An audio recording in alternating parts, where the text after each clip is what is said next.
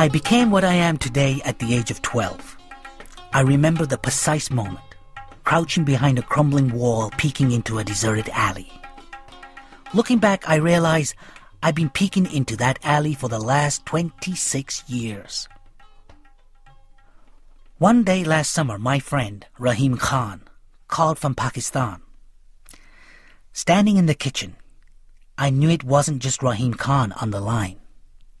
It was my past of unatoned sins. After I hung up, I went for a walk in Golden Gate Park. I glanced up and saw a pair of kites, red with long blue tails, soaring in the sky. And suddenly, Hassan's voice whispered in my ear, "For you, 1,000 times over." Hassan, the hare-lipped kite runner. I sat on a bench and thought about something Rahim Khan said before he hung up. "There is a way to be good again." I thought of the life I'd lived in Kabul until the winter of 1975 came along and changed everything. When we were children, Hassan and I used to climb the poplar trees in the drive of my father's house. We'd sit across from each other laughing, pelting each other with dried mulberries. I can still see Hassan, sunlight flickering on his perfectly round face, a face like a Chinese doll chiseled from hardwood, his slanting eyes like bamboo leaves, the cleft lip just left of midline. Sometimes I talked him into firing walnuts with his slingshot at the neighbor's dog. Hassan never wanted to, but if asked, really asked, he wouldn't deny me. Hassan never denied me anything.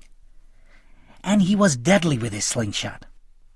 If his father caught us, he'd get mad, or as mad as someone as gentle as Ali could get. Hassan never told on me, never said that shooting the walnuts was my idea. The poplar trees lined the drive into my father's estate. Everyone agreed that Baba had built the most beautiful house in northern Kabul. Intricate mosaics covered the floor and gold-stitched tapestries lined the walls.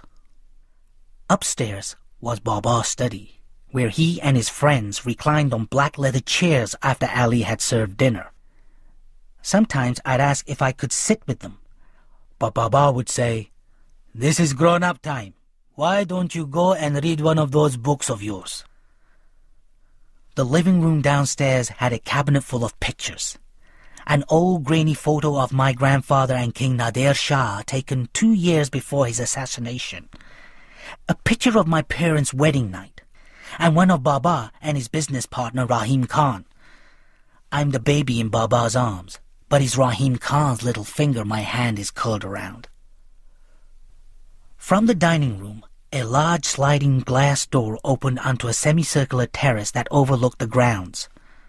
Baba and Ali had planted a vegetable garden along the eastern wall, tomatoes, mint, peppers, and a row of corn that never really took. At the southern end of the garden was a modest little mud hut where Hassan lived with his father.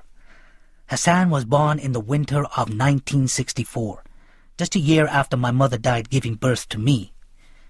In the 18 years I lived in that house, I stepped into Hassan and Ali's quarters only a handful of times. When we were done playing for the day, I went to Baba's mansion, Hassan to the mud shack where he'd been born. While my mother died during childbirth, Hassan's ran off with a troupe of traveling dancers. I'm told no one was really surprised. People had raised their eyebrows when Ali married a beautiful woman 19 years younger than him. Polio had left Ali with a twisted leg. In the neighborhood, the older kids chased him and called him names like Babaloo or Bogeyman. They shouted, "Hey, Babaloo! You flat-nosed Hazara!" They called him flat-nosed because of his mongoloid features. School textbooks barely mention the Hazaras, but I found a chapter on their history in one of my mother's old books. I read that my people, the Pashtuns, had driven them from their lands, burned their homes and sold their women, The book said part of the reason was that the Pashtuns were Sunni Muslims while Hazaras were Shia. The book told me a lot of things my teachers hadn't mentioned. Ali never retaliated against his tormentors. He was immune. He'd found his joy in his smiling son. After Hassan's mother left, Baba hired the same wet nurse who'd fed me. Hassan and I fed from the same breast, took our first steps on the same lawn, and under the same roof, we spoke our first words. Mine was Baba. His was Amir. My name. Looking back, I think the foundation for what happened was already laid in those first words.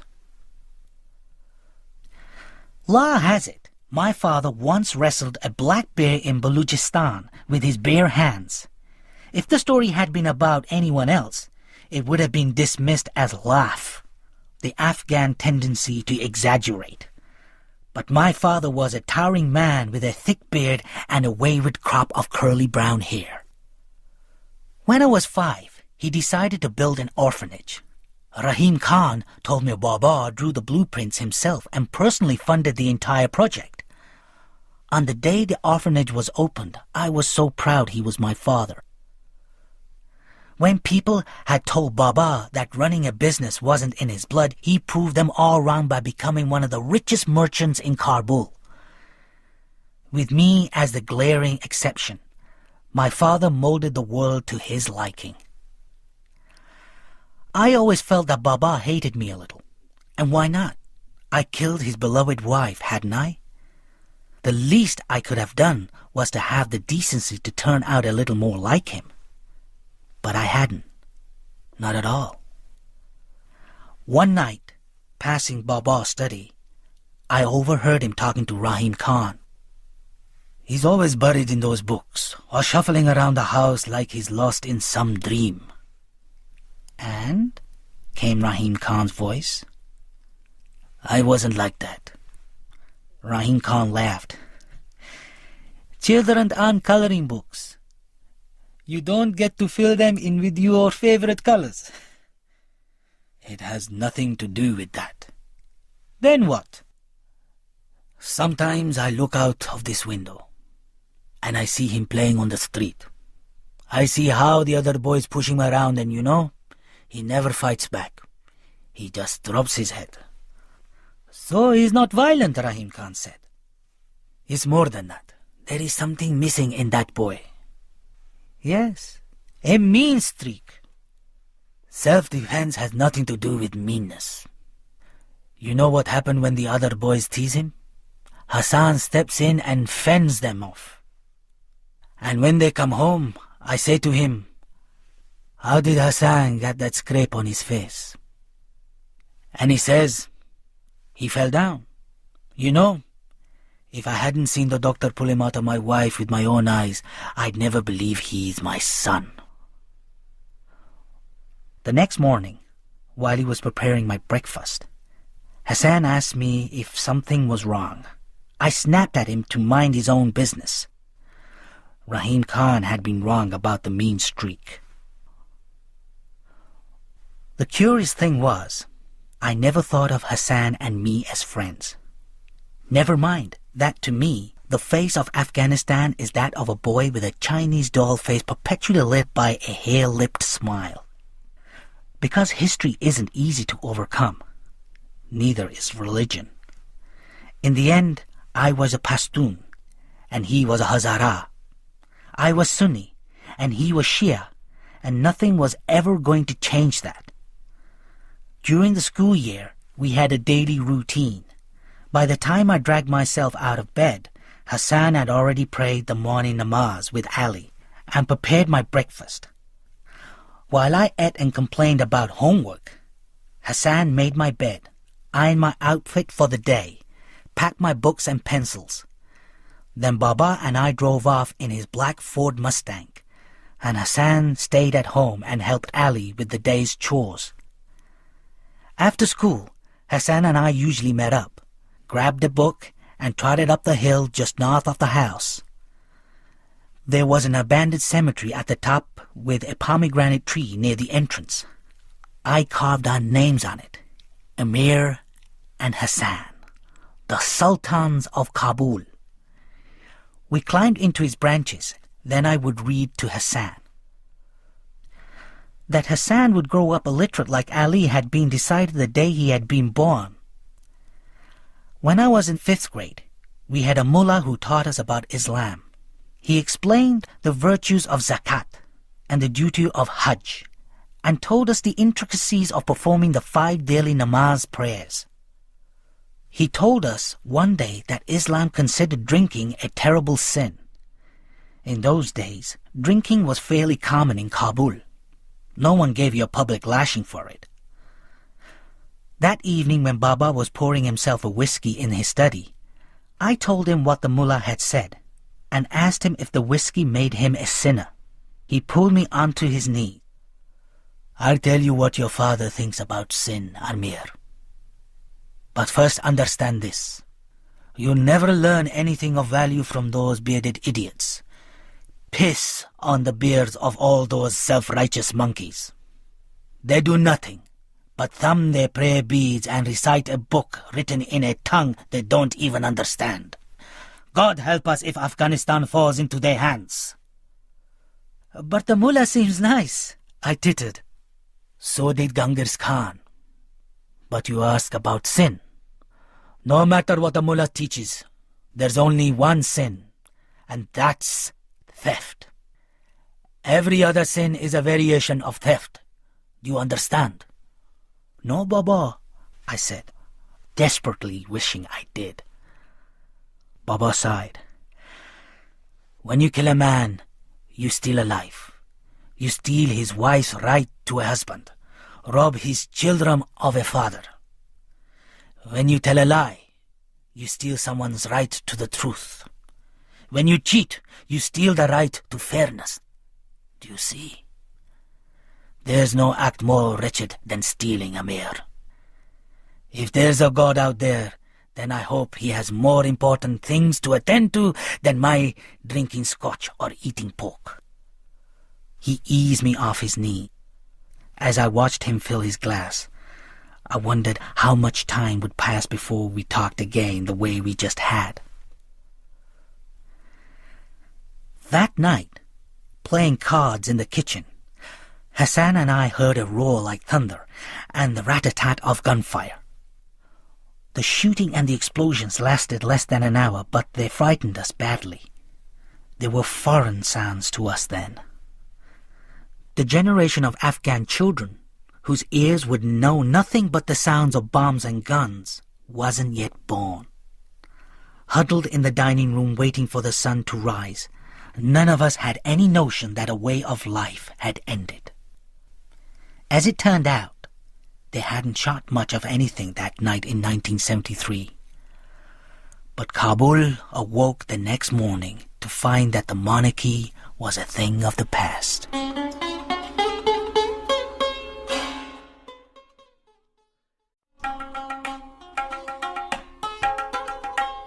The morning after the coup, Hassan and I were on our way up our hill when a rock struck Hassan in the back. We whirled round and my heart dropped. Asif and 2 of his friends were approaching us. If you were a kid living in the Wazir Akbar Khan district of Kabul, you knew about Asif and his famous brass knuckles. And of all the neighborhood boys who taunted Hassan's father, Asif was the most relentless. "Hey you, flat-nosed babaloo, you slant-eyed donkey." Now he was walking towards us, hands on his hips, a ghastly grin on his lips. Not for the first time, it occurred to me that Asif might not be entirely sane. "Have you heard the news, boys? The king is gone. Long live the president. My father knows Dawood Khan. Did you know that, Amir? And I have a vision I'm going to share with our new president. Do you know what it is?" I shook my head as his eyes flickered towards Hassan. "Afghanistan is the land of the Pashtun. We are the true Afghan, not this flat nose here. His people pollute our homeland. He reached into the back pocket of his jeans. I'll ask the president to do what the king didn't have the Quat to do. To rid Afghanistan of all the dirty Hazaras. I saw with a sinking heart what he had fished out of his pocket. The metal knuckle sparkled in the sun. Just let us go, Asif, I said, hating the way my voice trembled. We're not bothering you. Ah, you're bothering me, Amir. In fact, you bother me more than this Hazara. If idiots like you and your father didn't take these people in, we'd be rid of them by now. You're a disgrace to Afghanistan. As I looked into Asif's crazy eyes, he raised his fist. Out of the corner of my eye, I saw a flurry of movement. Hassan bent down and stood up quickly. Asif's eyes widened with surprise. I turned to see Hassan pointing his slingshot directly at Asif's face. In the cup was a stone the size of a walnut. Asif gritted his teeth. Put it down, you motherless Hazara. Hassan's hand trembled. Please leave us alone, Aha. Asif smiled. Maybe you didn't notice. There are 3 of us, and 2 of you. Hassan shifted nervously. But I am the one holding the slingshot. If you make a move, they'll have to change your nickname from Asif the Air Eater to One-Eyed Asif. Asif searched Hassan's face intently. Whatever he found must have convinced him because he lowered his fist. You should know something about me, Hazara. I'm a very patient person. Someday I'll make you face me one-on-one. When he'd gone, I watched Hassan trying to tuck the slingshot in his waist. His mouth was curled into something that was supposed to be a reassuring smile. But it took his trembling hands 5 tries to tie the string of his trousers. Early the following winter, Hassan and I were playing in the yard when Ali called us in from the snow. It was Hassan's birthday. Baba never missed it. As we walked into his study, I looked for the gift-wrapped box, but there was just Baba and Ali and an Indian fellow who looked like a maths teacher. Baba smiled at Hassan. This is Dr. Kumar. He's a plastic surgeon from New Delhi. Hassan looked from Dr. Kumar to Baba to Ali. His hand touched his upper lip. It's an unusual present, I know, Baba said. I'm probably not what you had in mind, but this present will last you forever. I wished I too had some kind of scar that would beget Baba's sympathy. It wasn't fair. Hassan hadn't done anything to earn Baba's affections. The surgery went well. We were all a little shocked when they first removed the bandages, but we kept our smiles on, just as Dr. Kumar had instructed. Baba handed Hassan a mirror, and he took a long, thoughtful look into it. Then he whispered, Tashakur. Thank you. When his lips twisted, in spite of the swelling, I knew just what he was doing. He was smiling.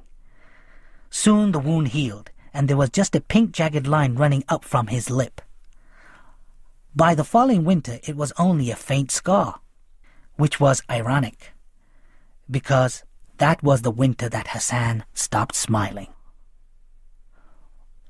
Winter was every kid's favorite season in Kabul. The schools were closed and Hassan and I spent months playing cards by the stove, building snowmen, and of course, flying kites and running them. I loved winter even more because as the trees froze, the chill between Baba and me thawed a little. And the reason for that was the kites. Every district in Kabul held a kite fighting tournament. And if you were a boy living in Kabul, the day of the tournament was the highlight of the season. Hassan and I spent hours making our own string, or ta. We'd feed up to 500 feet of it through a mixture of ground glass and glue, and then wind it round a wooden spool. By the time the snow melted, every boy in Kabul bore telltale horizontal gashes on his fingers from a winter of fighting kites. The kite fighting tournament started early in the morning and didn't end until only the winning kite flew in the sky. The streets were filled with kite fighters, jerking and tugging on their lines, squinting up to the sky trying to gain position to cut the opponent's line. Every kite fighter had an assistant.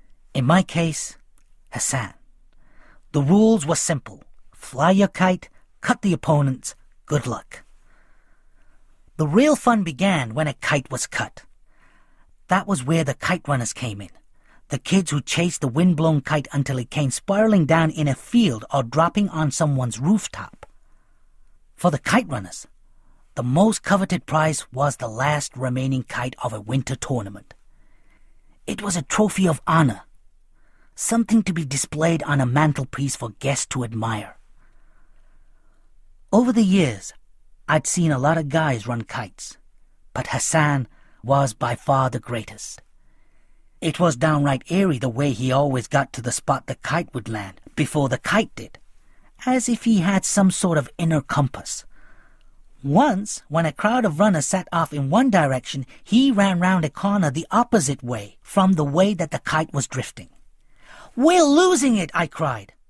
"Trust me," he called, his head down as he bolted along, not even looking at the sky. We ended up on a rutted dirt road. Hassan sat cross-legged at the foot of a tree eating a fistful of dried mulberries. "What are we doing?" I panted. "Sit with me, Amir Aha. It's coming." "How could you know?" "Would I ever lie to you, Amir?" "I don't know. Would you?" Hassan looked in my eyes. "I'd rather eat dirt." To this day, I find it hard to gaze directly at people like Hassan, people who mean everything they say. Then I looked up and saw the kite plummeting towards us, heard shouts, saw a melee of kite runners, but they were wasting their time. Hassan stood with his arms wide open, waiting. And may God strike me blind if the kite didn't just drop into his outstretched arms. In the winter of 1975, word had it the tournament was going to be the biggest for 25 years.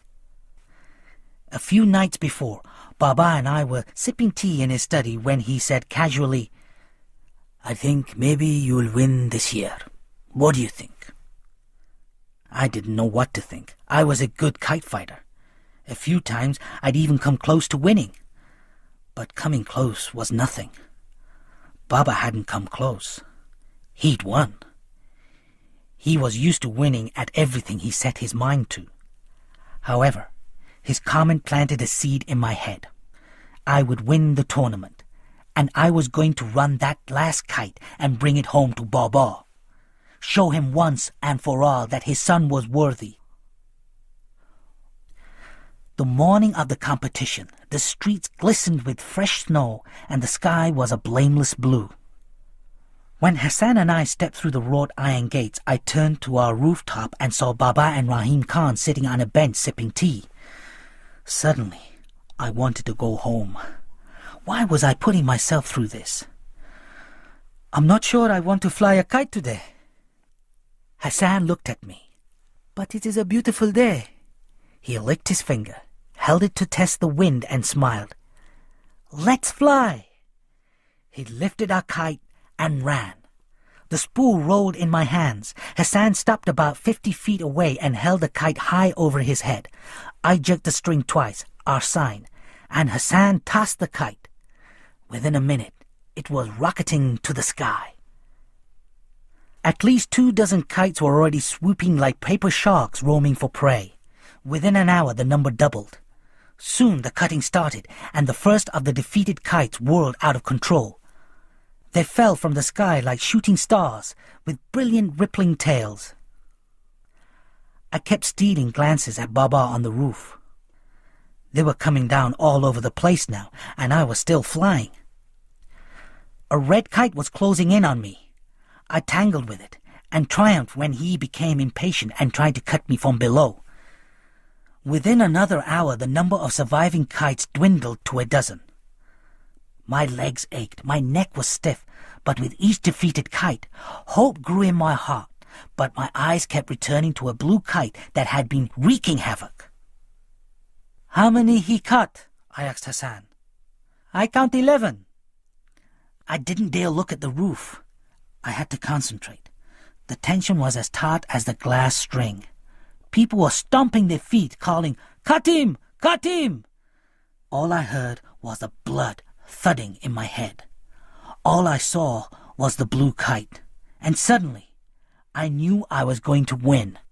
A gust of wind lifted my kite, and I took advantage, looped my kite on top of the blue one, and held position. The blue kite tried to maneuver out of trouble, but I didn't let go. "You're almost there," Hassan panted. Then the moment came. I closed my eyes and loosened my grip on the string. It sliced my finger as the wind dragged, and then I didn't need to hear the crowd roar to know. Hassan was screaming, and his arms were wrapped around my neck. "Bravo! Bravo!" I opened my eyes, saw the blue kite spinning wildly. Hassan looked up at me, and we smiled at each other. Then I was screaming, and everything was alive and good. I threw my free arm around Hassan, and we hopped up and down, both of us laughing, both of us weeping. "You won, Amira! We won!" was all I could say. I saw Baba on our roof pumping both of his fists. And that, right there, was the single greatest moment of my 12 years of life. Seeing Baba proud of me at last. But then he was motioning with his hands. Hassan looked at me. "We celebrate later. Right now, I'm going to run that blue kite for you." He had already reached the street corner when he stopped and turned, cupping his hands round his mouth. "For you, 1,000 times over!"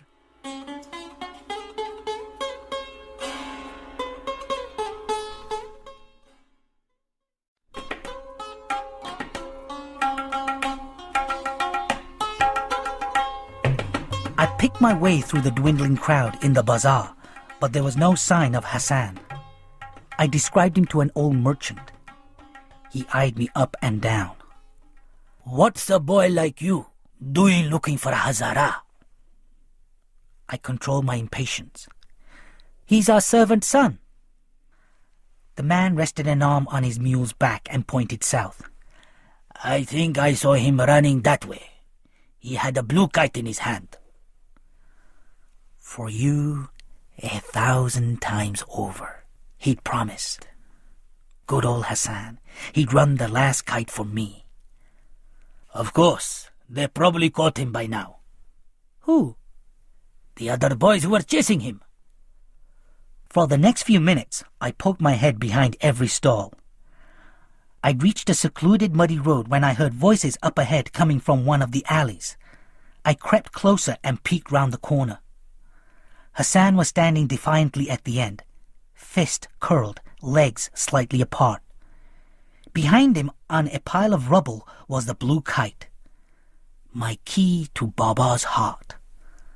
Blocking Hassan's way were 3 boys, the same 3 that had threatened us the day Hassan had saved us with his slingshot. Asif was twirling his familiar brass knuckles. The other 2 shifted nervously on their feet. "Where's your slingshot, Hazara?" Asif sneered. I exhaled slowly, quietly. I felt paralyzed. I watched them close in on the boy I'd grown up with, the boy whose hair-lit face had been my first memory. "But today's your lucky day, Hazara," Asif said. "I'm in a mood to forgive. What do you say to that, boys?" "That's generous," one of them blurted. He was trying to sound like Asif, except there was a tremor in his voice. Then I understood. He wasn't afraid of Hassan, he was afraid because he had no idea what Asif had in mind. Asif waved his hand. "Of course, nothing is free in this world, and my pardon comes with a small price. It's going to cost you that blue kite." Even from where I was standing, I could see the fear in Hassan's eyes, but he shook his head. Amir won the tournament fair and square, and I ran this kite for him. This is his kite. Oh, loyal Hazara! Loyal as a dog, Asif sneered.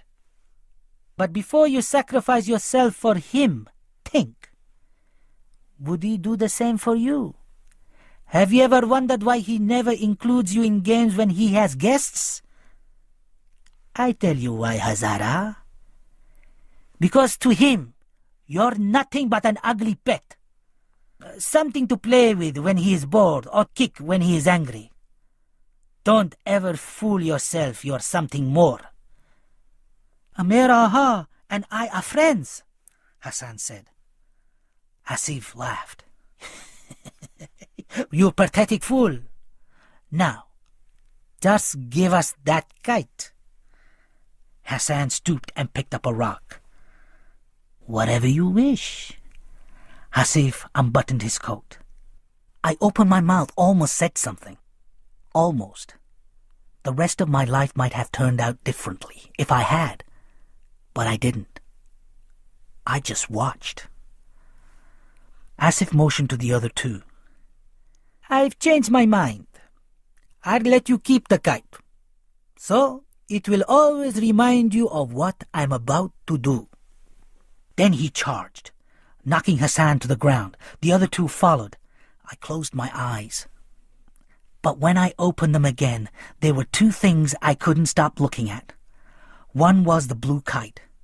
The other was Hassan's pants, thrown on a heap of eroded bricks. All I want you weaklings to do is to hold him down. Asif unzipped his jeans. Hassan didn't struggle, didn't even whimper. He moved his head slightly, and I caught a glimpse of his face, saw the resignation in it. It was the look of the lamb. I stopped watching, turned away from the alley. I realized I was weeping. I had one final opportunity to decide who I was going to be. I could step into that alley, stand up for Hassan the way he'd stood up for me, or I could run. In the end, I ran. Back in the bazaar, I hid behind a stall. 15 minutes later, I heard voices and watched Asif and the other two sprinting by, laughing. I forced myself to wait 10 more minutes. Then I walked back towards the alley. Hassan was walking slowly towards me. He had the blue kite in his hands. That was the first thing I saw. His shirt was ripped. He was swaying on his feet as if he was going to collapse. Then he steadied himself, handed me the kite. "Where were you?" I said. I've been looking for you." He dragged his sleeve across his face. I waited for him to say something, but we just stood there in silence. I was grateful for the early evening shadows that fell on his face and concealed mine. I was glad I didn't have to return his gaze. Did he know I knew? And if he knew, then what would I see if I did look in his eyes? Blame? Indignation? Or what I feared most, guileless devotion? It happened just the way I'd imagined. I opened the door to the study. Baba and Rahim Khan turned their heads and a smile played on my father's lips. I put the kite down, walked into his open arms, buried my face in the warmth of his chest and wept. Baba held me close, rocking me back and forth. In his arms, I forgot what I had done, and that was good. For a week, I barely saw Hassan. I woke to find breakfast already on the kitchen table, my clothes ironed. Hassan used to wait for me before he started ironing so we could talk. Now, only the folded clothes greeted me, and a breakfast I hardly ate. "Lately, all he seemed to want to do is sleep," said Ali. "After the kite tournament, he come home a little bloody. Did something happen to him, Amer? I shrugged. How should I know? Maybe he's sick. Baba and I were finally friends. We'd gone to the zoo and then the kebab house, and Baba had told me stories of his travels to India and Russia. That should have been fun. I finally had what I wanted all those years. Except now that I had it, I felt empty. That night in my room, a wedge of moonlight streamed in through the window. I watched Hassan get raped, I said aloud. A part of me was hoping someone would hear, so I wouldn't have to live with this lie anymore. But in the silence that followed, I understood the nature of my new curse. I was going to get away with it. My memory of the rest of the winter is pretty hazy. I was fairly happy when Baba was home. But when he was out, I closed myself in my room and I read. To my dismay, Hassan kept trying to rekindle things between us. One day he knocked on my door. "What is it?" "I'm going to the baker," he said from the other side. "I wondered if you want to come along." I think I'll just read," I said, rubbing my temples. Lately, every time Hassan was around, I was getting a headache. "It's a sunny day." "I can see that." "Might be fun to go for a walk." "You go." Something thumped against the door, maybe his forehead. "I don't know what I have done, Amer Haha. I wish you'd tell me." "You haven't done anything, Hassan. Just go." "You can tell me. I stopped doing it." I snapped. "I want you to stop harassing me. I want you to go away." I wished he'd break the door open and tell me off. It would have made things easier, but he didn't. When I opened the door a minute later, he wasn't there. I fell on my bed, buried my head under the pillow, and cried. Hassan milled about the periphery of my life after that. But even when he wasn't around, he was. He was there in the warm slippers left outside my door, in the wood already burning in the stove when I came down for breakfast. Everywhere I turned, I saw signs of his loyalty, his goddamn unwavering loyalty. Early in the spring, a few days before the new school year started, Baba and I were planting tulips in the garden when I came right out and said it. "Baba, have you ever thought about getting new servants?" He buried his trowel in the dirt. "What did you say?" I was just wondering, that's all." "Why would I ever want to do that?" "It was just a question." I was already sorry I'd spoken. "Is this about you and Hassan? I know there is something going on between you, but whatever it is, you have to deal with it." He picked up his trowel. "I grew up with Ali. My father took him in. He loved Ali like his own son. 40 years Ali's been with my family, and you think I'm just going to throw him out?" He shook his head. "You bring me shame, Amir. Hassan's not going anywhere. Do you understand?" I picked up a fistful of soil and let it pour between my fingers. I said, "Do you understand? Hassan stays right here with us, where he belongs. This is his home, and we're his family. Don't you ever ask me that question again." One sluggish, hazy afternoon early that summer, I asked Hassan to go up the hill with me. Told him I wanted to read him a new story I'd written. He was hanging clothes to dry, and I saw his eagerness in the hurried way he finished the job.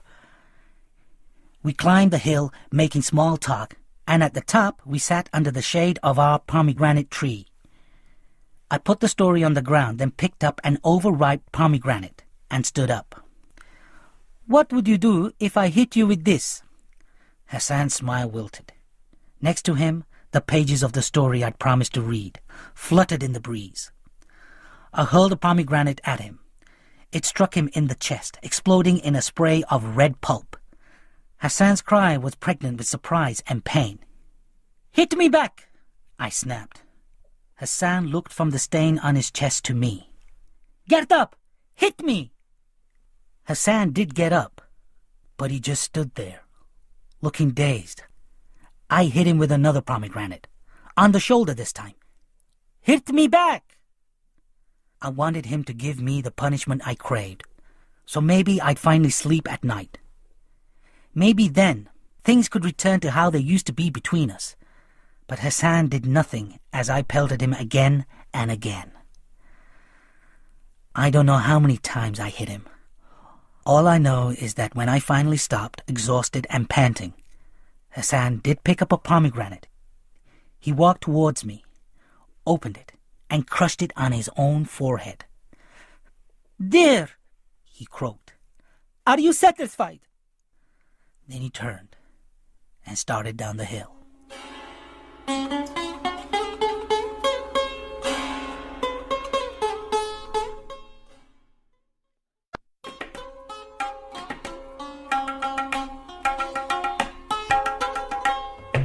Baba threw an enormous party for my 13th birthday. Sitting in my room the next morning, I ripped open box after box of presents and several envelopes containing cash. I didn't want any of it. It was all blood money. Baba would have never thrown me a party if I hadn't won the kite tournament. Baba gave me 2 presents, a bicycle and a wristwatch. I didn't even try the watch on. When I went downstairs, Ali appeared. "The opportunity never presented itself last night for Hassan and me to give you this. We hope you like it. Happy birthday." "Thank you, Ali." I opened the parcel and found a brand new hardback copy of the Shahnameh, the book Hassan most loved me to read him. "Hassan said your copy was old and ragged, that pictures are hand-drawn in this one." "It's beautiful," I said, and it was. And I suspected not inexpensive either. I wanted to tell Ali it wasn't the book, but I who was unworthy. "Thank Hassan for me," I said. I ended up tossing the book on the pile of gifts, but my eyes kept going back to it. Before I went to bed that night, I asked Baba if he'd seen my new watch anywhere. The next morning, I waited in my room until Ali and Hassan had gone to the bazaar.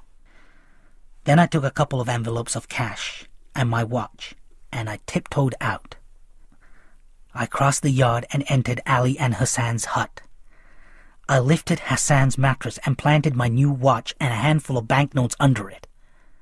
Then I knocked on Baba's door and told him what I hoped would be the last in a long line of shameful lies. They'd both been crying. I could tell from their eyes. They stood before Baba, hand in hand, and I wondered how and when I'd become capable of causing this kind of pain. Baba came right out and asked, "Did you steal that money? Did you steal Amir's watch, Hassan?" Hassan's reply was a single word. "Yes." I flinched as if I'd been slapped. I almost blurted out the truth. Then I understood. This was Hassan's final sacrifice for me.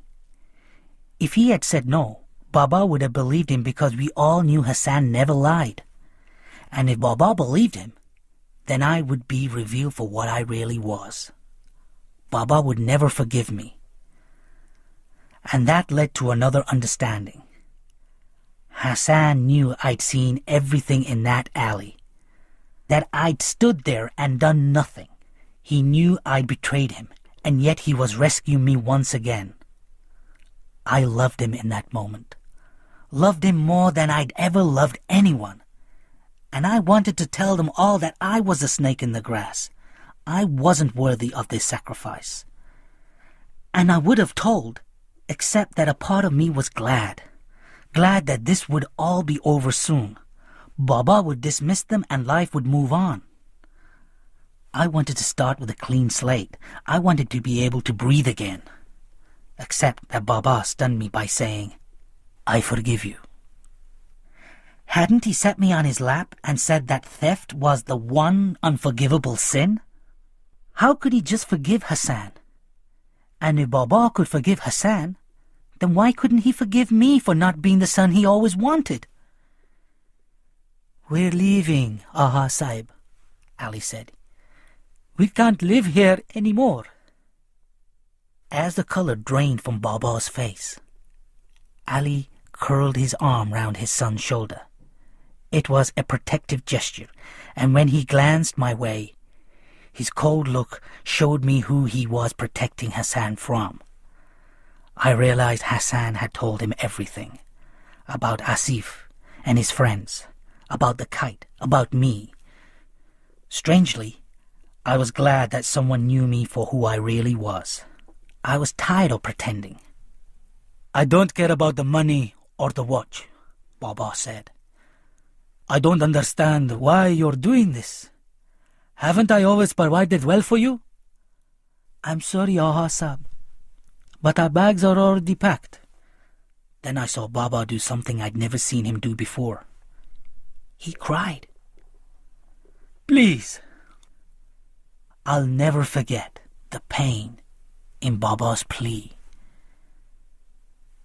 Slithering beads of rain sluiced down my bedroom window as I watched Ali haul the lone suitcase carrying all of their belongings to Baba's car.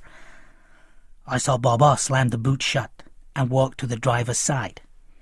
He leaned in and said something to Ali in the back. When he straightened, I saw in his slumping shoulders that the life I'd known was over. Baba slid in.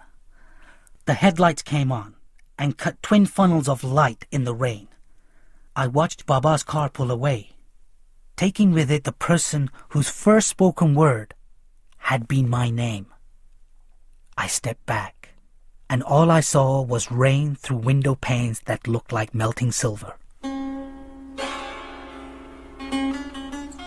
There were about a dozen of us, sitting in the back of a tarpaulin-covered Russian truck, our suitcases between our legs.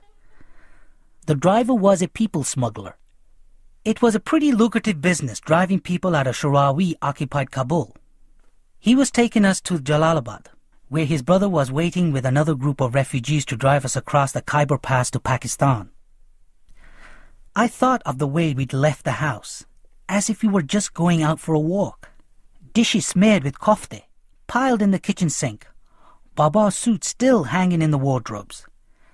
A few items of clothing were missing from the cupboards, as was the leather-bound notebook Rahim Khan had given me to write my stories in. We hadn't told Jaluddin, our 7th servant in 5 years. You couldn't trust anyone in Kabul anymore. We rolled into Jalalabad about an hour before sunrise. Then the driver informed us that for the next leg of the journey, we'd be hidden inside a fuel tank. Panic. You open your mouth so wide, your jaws creak. You order your lungs to draw air, now! The air was so thick, it was almost solid. I wanted to break it into pieces and cram it down my throat. And the stench of the gasoline! My eyes stung from the fumes. You could die in a place like this, I thought. And then a small miracle. Baba tugged at my sleeve, and something glowed green in the pitch black. Baba's wristwatch. I kept my eyes glued to the fluorescent green hands as the truck bounced from side to side and heads banged against metal. "Think of something good," Baba said in my ear. I let my mind wander. Hassan and I stand, ankle deep in grass, our eyes turned up to the kite in the sky. I'm tugging on the line. Hassan lets the spool roll. The kite spins, dips, steadies. Our twin shadows dance on the rippling grass. The rest of the journey is a haze, until the blinding light of the early morning as I climbed out of the fuel tank. "We're in Pakistan, Amir," Baba said. My eyes turned to our suitcases. They made me sad. After everything Baba had dreamed, planned, fought for, this was a summation of his life. 1 disappointing son and 2 suitcases. Baba loved the idea of America. It was living in America that gave him an ulcer. I remember the two of us walking through the park a few streets from our apartment. Baba enlightened me with his politics. He loathed Jimmy Carter, whom he called Big Tooth Cretin. In 1980, when the U.S. announced it would boycott the Olympic Games in Moscow, he exclaimed, "Brezhnev is massacring Afghans, and all that peanut eater can say is, 'I won't come swim in your pool.'"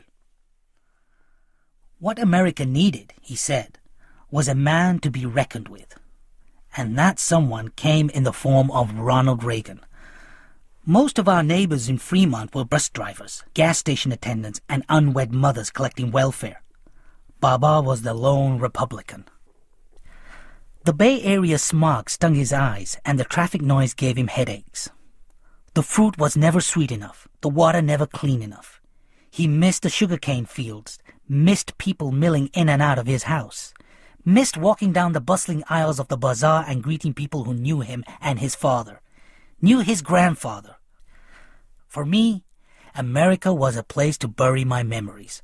For Baba, a place to mourn his. "Maybe we should go back to Peshawar," I said. We'd spent 6 months there waiting for our visas. "You were happier there, Baba."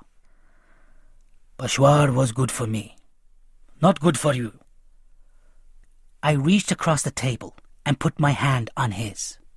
My student hand, clean and soft, on his laborer's hand, grubby and calloused. I thought of the train sets and bikes he'd bought me in Kabul. Now America. One last gift for Amir. Just 1 month after we arrived, Baba found a job as an assistant at a gas station. He was determined not to live on welfare. 6 days a week he pulled 12-hour shifts pumping gas, changing oil, and washing windshields. In the summer of 1983, I graduated from high school. At 20, I was by far the oldest senior tossing his motorboard on the football field. I remember losing Baba in the crowd. He was wearing his only suit, the same brown suit he wore to Afghan weddings and funerals, and the red tie I'd bought for his 50th birthday that year. When I found him, he motioned for me to wear my motorboard and took a picture. I smiled for him. In a way, this was his day, more than mine.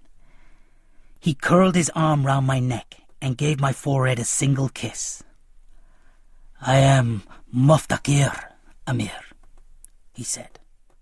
Proud. I liked being on the receiving end of that look. We went to a kabob house and then a bar across the street. He treated everyone to drinks. Baba always knew how to start a party. When we left, everyone was sad to see him go. Kabul, Peshawar, California, same old Baba, I thought, smiling. I drove home in his old Buick. "Keep driving to the end of the block," he commanded.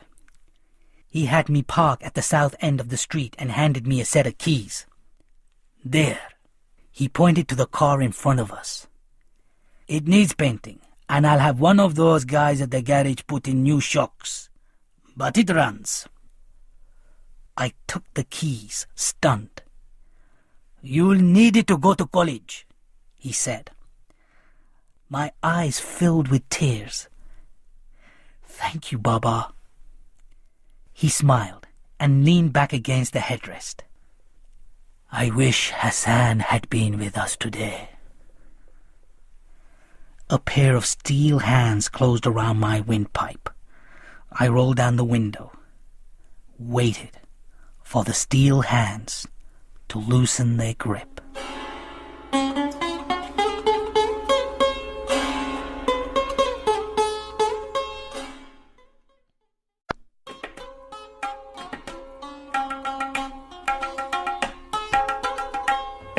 The summer I turned 21, Baba sold his car and bought a dilapidated Volkswagen bus.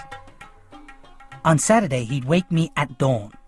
We'd scan the classifieds in the local paper and circle the garage sales. We bought knickknacks that people no longer wanted, Then early Sunday morning we drove to San Jose flea market and sold the junk for a small profit. By that summer, Afghan families were working an entire section of the market. There was an unspoken code of behavior. You greeted the guy across the aisle. You invited him for a bite of potato bologna and you chatted. Tea, politics, and scandal, the ingredients of an Afghan Sunday at the flea market. Baba sauntered down the aisle greeting people he knew from Kabul. One Sunday morning he came back to our store with a distinguished-looking man he introduced as General Tahiri. Why did that name sound familiar? The general put his hand on Baba's shoulder. Your father and I hunted pheasants together one summer in Jalalabad. If I recall correctly, your father's eye proved as keen in the hunt as it had in business. Baba kicked a wooden tennis racket on our tarpaulin spread. Some business. The general patted his shoulder. Life goes on. Badarjan, you forgot your tea. A young woman's voice. She was standing behind us. A slim, hip beauty with velvety coal-black hair. An open thermos in her hand. The general took the tea. You're so kind, my dear. Before she turned to go, I saw a brown sickle-shaped birthmark on the smooth skin, just above her left jawline. She walked to a dull grey van 2 aisles away. My daughter Soraya. General Tahiri took a deep breath like a man eager to change the subject and checked his gold pocket watch. Well, time to go and set up. For the rest of that day, I fought the urge to look towards the grey van. It came to me on our way home. Tahiri. Wasn't there some story floating around about Tahiri's daughter? I asked casually. You know me, Baba said. Talk turns to gossip, and I walk away. He looked at me coyly. Why do you ask? I shrugged. All I've heard is there was a man once, and things didn't go well. He said this gravely, as if he disclosed she had breast cancer. Oh. I hear she's a decent girl, hardworking and kind. But no suitors have knocked on the general's door since. It may be unfair, but it's what happens. Laying awake in bed that night, I thought of Soraya Tahiri's sickle-shaped birthmark and the way her luminous eyes had fleetingly held mine. On Sunday, I invented an excuse to stroll past the Tahiri stand, which Baba acknowledged with a playful smirk. Sometimes Soraya sat alone, the general off to some other road to socialize. I promised myself I'd talk to her before the summer was over. Then one sweltering Sunday, I spotted the Tahiri van next to a kiosk selling mangoes on a stick. She was alone, reading. Salam. I didn't mean to disturb you. Is General Saib here today? She pointed to her right. Her bracelet slipped down to her elbow, silver against olive. Will you tell him I stopped by to pay my respects? My name is Amir. I began to leave, stopped, and turned. I said it before I had a chance to lose my nerve. Can I ask you what you're reading? I felt the collective eyes of the flea market shift to us. This was teetering dangerously on the verge of gossip material. By Afghan standards, my question had been bold. Would she take my dare? She turned the book so the cover faced me. Wuthering Heights. Have you read it? I nodded. Sad stories make good books, she said. As we started chatting, her eyes flicked from side to side, checking for the general, I suppose. I was about to take my leave when her mother came up the aisle with a bag of fruit. When she saw us, her eyes bounced from Soraya to me and back. She smiled. Amirjan, my husband has told me all about you. It's good to see you. How is your father? He's well, thank you. You know your grandfather, the judge? Now his uncle and my grandfather were cousins. So you see we're related. She smiled again. If I was going to have an adversary, it wouldn't be her. For a few weeks after that, I'd wait until the general went for a stroll, then walked past the Tahiri stand. If Soraya's mother was there, she'd offer me tea. I liked it when she was there. Soraya was more relaxed, more talkative, as if her mother's presence legitimized whatever was happening between us. That summer, Baba caught a cold. It started with a hacking cough and sniffles. He got over the sniffles, but the cough persisted. 2 weeks later, I caught him coughing blood-stained phlegm into the toilet. I took him to the doctor, who referred him to the pulmonary clinic. He's got a spot on his lung, the young doctor said. Cancer? Baba asked casually. Possible. It's suspicious, anyway. The specialist was a softly spoken Iranian. He told us he'd have to perform a bronchoscopy to get a piece of the lung mass for pathology. As I helped Baba out of the office, I turned over the new word in my mind. Mass seemed even more ominous than suspicious. It turned out that, like Satan, cancer had many names. Baba's was called oat cell carcinoma. Inoperable. He refused any palliative treatment. When we got home, I said, I wish you'd give the chemotherapy a chance. I've made my decision, he growled. And one more thing. No one finds out about this. You hear me? I don't want anybody's sympathy. For a while, even cancer couldn't keep Baba from the flea market. Then one cool Sunday, he was selling a lampshade, whilst I was rummaging in the van for a blanket to cover his legs, when his customer yelled, Hey man, this guy needs help. I turned round, and I found Baba on the ground, his arms and legs jerking. A crowd gathered. I heard the word seizure, a voice calling 911. At the hospital, the doctor took me out of the room. The cancer's metastasized. He'll have to take steroids to reduce the swelling in his brain. And I'd recommend palliative radiation. Do you know what that means? I did. I'd become conversant in cancer talk. I spent the night sitting on a chair next to Baba's bed. The next morning, the waiting room was jammed with Afghans. They filed in and paid Baba their respects in hushed tones. Mid-morning, General Tahiri and his wife came. Soraya followed.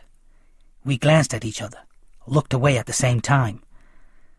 The general took Baba's hand. How are you, my friend? Baba motioned to the IV hanging from his arm, smiled thinly. The general smiled back. Do you need anything? Anything at all? Ask me, like you'd ask a brother. As Baba shook his head, I remembered something he'd once said about Pashtuns. We may be hard-headed, and I know we're far too proud, but in the hour of need, believe me, there is no one you'd rather have at your side. The general turned to me. How are you, Amir Jan? The kindness in his eyes caused a lump in my throat. I bolted from the room, and my eyes filled with tears. Soraya followed. I'm so sorry, Amir. We all knew something was wrong, but we had no idea it was this. I blotted my eyes with my sleeve. He didn't want anyone to know. She put a hand on mine. Our first touch. They discharged Baba 2 days later. That night he lay on the couch under a wool blanket. I brought him hot tea and roasted almonds, wrapped my arms around his back, and pulled him up much too easily. Can I do anything else for you, Baba? Nah, thank you. I sat beside him. Then I wonder if you'll do something for me, if you're not too exhausted. What? I want you to ask General Tahiri for his daughter's hand. Baba's dry lips stretched into a smile. Are you sure? More sure than I've ever been about anything. The next morning I stopped outside the Tahiri's flat. As I drove away, Baba was in the rear-view mirror, hobbling up the drive for one last fatherly duty. As instructed, I went home and waited. The phone rang just before noon. The general accepted. I sat down, my hand shaking. He did? Yes, but Saraya wants to talk to you first. There was a click, and then Saraya's voice. Amir?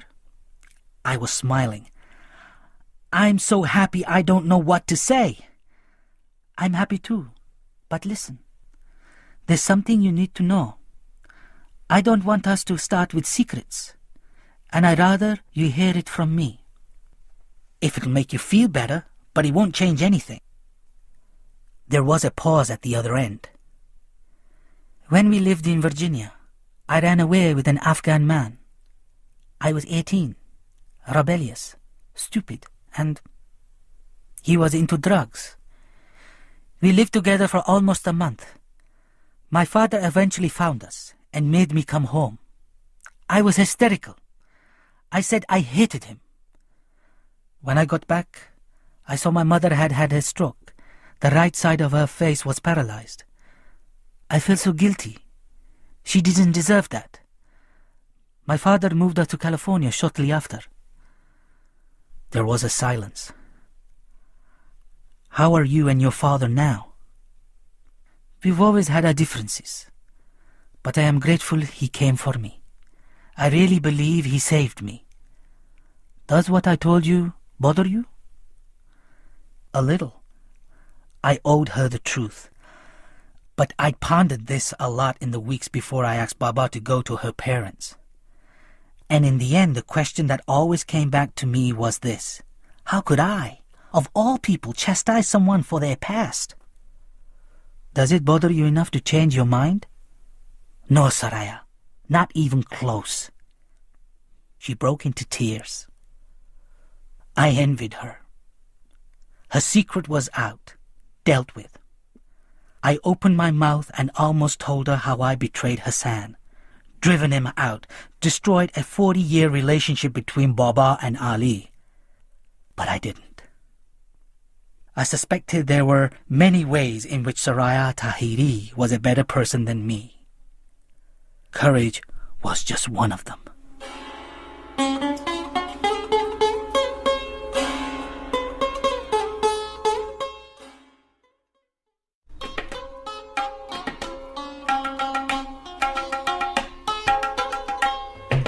Saraya and I had been married for 15 years when the call came from Pakistan. Rahim Khan was ill. He wanted me to go and see him. I drove to Golden Gate Park where dozens of miniature boats sailed. I glanced up and saw a pair of kites floating high above the trees. I thought about the comment Rahim Khan had made before hanging up. Come, there is a way to be good again. My suspicions had been right all those years.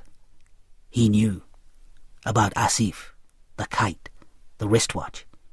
He'd always known. As the taxi passed Peshawar University, we entered an area the driver referred to as Afghan Town. I saw sweet shops, carpet sellers, and tiny restaurants with maps of Afghanistan painted on their windows, interlaced with backstreet aid agencies. I thought about the last time I saw Rahim Khan. He'd come to say goodbye the night Baba and I fled from Kabul. I remember them embracing, crying softly. When we arrived in America, they kept in touch by phone.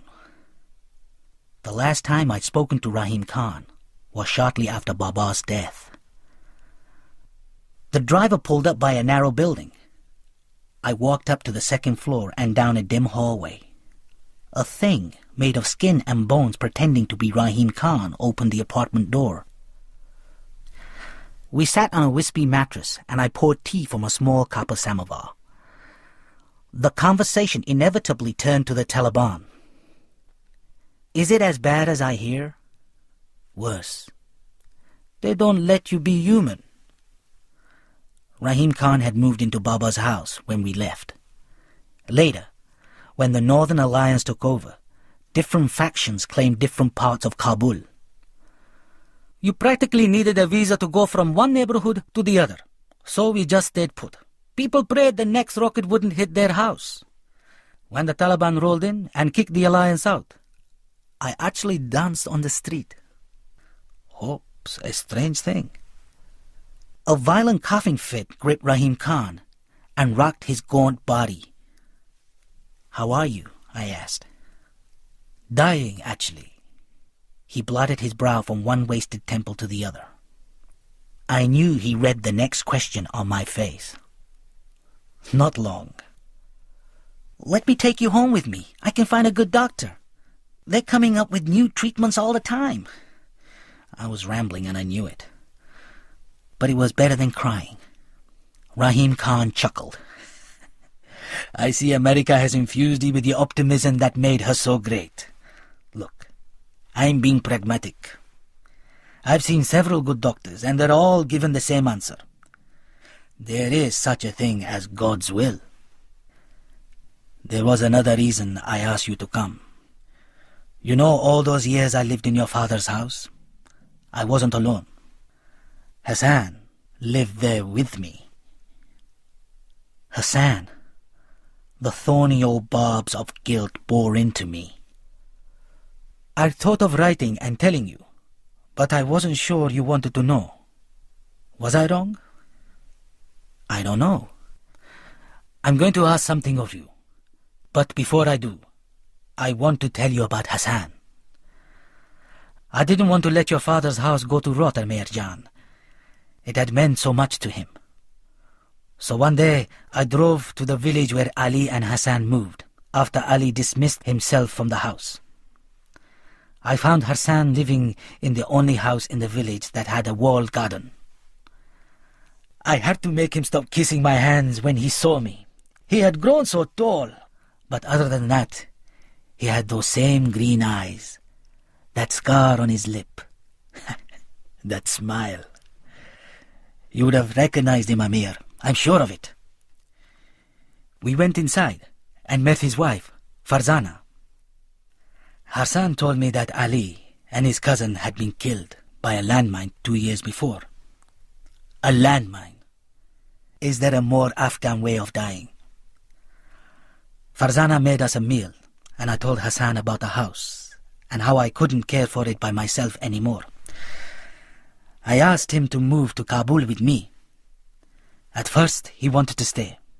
He and Farzana had made a life for themselves in the village. He asked about you, and I told him you were in America. He wanted to know, had you married? Did you have children? Did you still fly kites? Were you happy? He learned to write, and he asked if he wrote you a letter, would I pass it on to you? He wept like a child when he heard about your father. He and Farzana insisted that I spend the night there. All night I could hear them whispering and Hassan sobbing. And in the morning he told me that he's decided to move to Kabul with me. When I asked if he was sure, he said, Ohosab was like my second father. When we got back to Kabul, Hassan refused to move into the house. He said it was a matter of respect. He and Farzana moved into the hut in the backyard. I pleaded with them to use the guest bedroom, but he wouldn't. They did all the cooking, all the cleaning. Hassan tended the flowers in the garden, painted the walls. It was as if he was preparing the house for someone's return. In the winter of 1990, they had a son, and they called him Sorab, after Hassan's favorite hero from the Shahnameh. Do you remember you used to read it to him? He was a beautiful little boy, with the same sweet temperament as his father. Hassan taught Sorab how to shoot the slingshot, and by the time he was 8, he was deadly with the thing. He also taught him to read and write. His son wasn't going to grow up illiterate like he had. I grew very attached to that little boy. He reminded me of you. You remember I told you how you all celebrated when the Taliban rolled in? Well, that night when I got home, I found Hassan in the kitchen listening to the radio. God help the Hazaras now, Rahim Khan, he said. But the war is over, I said. There's going to be peace. A few weeks later, the Taliban banned kite fighting. 2 years later, they massacred the Hazaras in Mazar Sharif. Rahim Khan fished an envelope from his jacket and handed it to me. Inside was a photograph and a folded letter. A tall man wearing a white turban stood with a little boy in front of a set of wrought iron gates. He exuded a sense of self-assuredness. His arms comfortably crossed on his chest. His smiling face tilted towards the sun. Rahim Khan was right. I'd have known him anywhere. The little boy stood barefoot, his head resting against his father's hip. He too was grinning. I unfolded the letter. In the name of Allah, the most beneficent, the most merciful, Amir Aha, with my deepest respects. Farzana Jan, Sohrab, and I pray that this letter finds you in good health. I have told much about you to Farzana and Sohrab, about us growing up together. They laugh at the stories of the mischief we used to cause. Alas, the Afghanistan of our youth is long dead. In Kabul, fear is everywhere, and you cannot escape the killing. I wish you could see Sohrab. He's a good boy. The two of us often walk up to the cemetery on the hill. We sit under the shade of our pomegranate tree, and I read him the Shahnameh. I have been dreaming a lot lately, Amir. I dream that my son will grow up to be a free person, and that flowers will bloom in the streets of Kabul again, and kites will fly in the sky. And I dream that someday you will return to the land of our childhood. If you do, you'll find a faithful friend waiting for you. May Allah be with you always. Hassan. Rahim Khan said, that letter was written 6 months ago, before I came to Peshawar. A month after I arrived, I got a call. Soon after I'd left Kabul, a rumor spread that a Hazara family was living alone in the big house. A pair of Talib officials came to investigate and interrogate Hassan. When he explained he was looking after the house for me, they accused him of lying and ordered him out. Hassan protested. So they took him out on the street. They made him kneel. They shot him in the back of the head. When Farzana screamed, they shot her too. What did they do with Sohrab? I asked. I heard he's in an orphanage. Rahim Khan paused. I already knew what he was going to say. I want you to bring Sohrab here. I know an American couple, Thomas and Betty Codwell. They run a small charity to help house and feed Afghan children who'd lost their parents. They're good people. They've already told me Sohrab would be welcome. Rahim Khan, I can't go to Kabul. It's too dangerous. I have a wife in America, a home. Sohrab is a gifted little boy. We can give him a new life here, new hope. Why me? I think we both know why it has to be you, don't we? I dropped my eyes. Rahim Khan leant back against the wall. There is something else you should know. Before Ali married Hassan's mother, he was married to a Hazara woman who left him childless after 3 years. Ali was sterile. He had Hassan. No, he didn't. Then who? I think you know who. I felt like a man sliding down a steep cliff. Did Hassan know? Rahim Khan shook his head. You bastards! How could you hide this from me? Suddenly it all made sense. The signs had been there all along. Baba hiring Dr. Kamar to fix Hassan's hair lip, never missing Hassan's birthday, and the day I'd asked if he'd consider getting new servants. "Hassan stays right here with us," he'd said. "This is his home, and we're his family." Then I saw Baba on the day of my graduation. I wish Hassan had been with us today. How could he have lied to me all those years? To Hassan? When I was little, hadn't he sat me on his lap and said, "There is only one sin, and that's theft. When you tell a lie, you steal someone's right to the truth." And now, 15 years after I'd buried him, I was learning that Baba had been a thief of the worst kind, because the things he'd stolen had been sacred. From me, the right to know I had a brother. From Hassan, his identity. And from Ali, his honor. Then it occurred to me that Baba and I were more alike than I'd realized. We'd both betrayed the people who would have given their lives for us. And with that came the realization that Rahim Khan had summoned me here to atone not just for my sins, but for Baba's too. "There is a way to be good again," he said. "A way to end the cycle." With a little boy, an orphan, Hassan's son, somewhere in Kabul.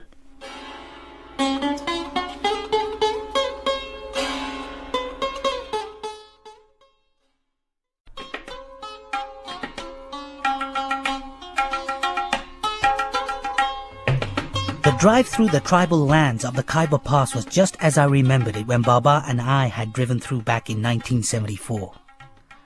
The driver was a sullen man called Farid. Rahim Khan had warned me not to expect a warm welcome from those who stayed in Afghanistan and fought the wars. Farid was dressed much as I was, a rough woven woolen blanket wrapped over a grey Piran tumban. I was also wearing a false beard, provided by a man Rahim Khan knew who specialized in weaving them for journalists. Rahim Khan had wanted me to stay in Peshawar to plan more thoroughly, but I knew I had to leave as soon as possible. I was afraid the appeal of my life in America would draw me back, that I'd let it tempt me away from this one last chance of redemption. As for Soraya, telling her I was going back to Afghanistan just wasn't an option. We'd crossed the border, and the signs of poverty were everywhere. "I feel like a tourist in my own country," I said. "You still think of this place as your country?" scoffed Farid. "After 20 years of living in America?" "I think a part of me always will. I grew up here." He snorted. "Let me imagine, Aha Saab. You probably live in a big 3-story house, with a nice backyard that your gardener filled with flowers and fruit trees. All gated, of course. You had servants, probably Hazaras, and I bet my first son's eyes this is the first time you worn a pakol." He pointed to an old man dressed in rags. "That's the real Afghanistan, Aha Sahib. You've always been a tourist here. You just didn't know it. What brings you back to Afghanistan anyway? Selling land? Selling a house? Before you run back to America and spend the money on family vacation in Mexico?" "I'm going to Kabul to find a boy." I fished the photo of Sorab and Hassan out of my pocket. "What does this Hazara mean to you?" "His father meant a lot to me. He's dead now." Farid blinked. "He was a friend of yours?"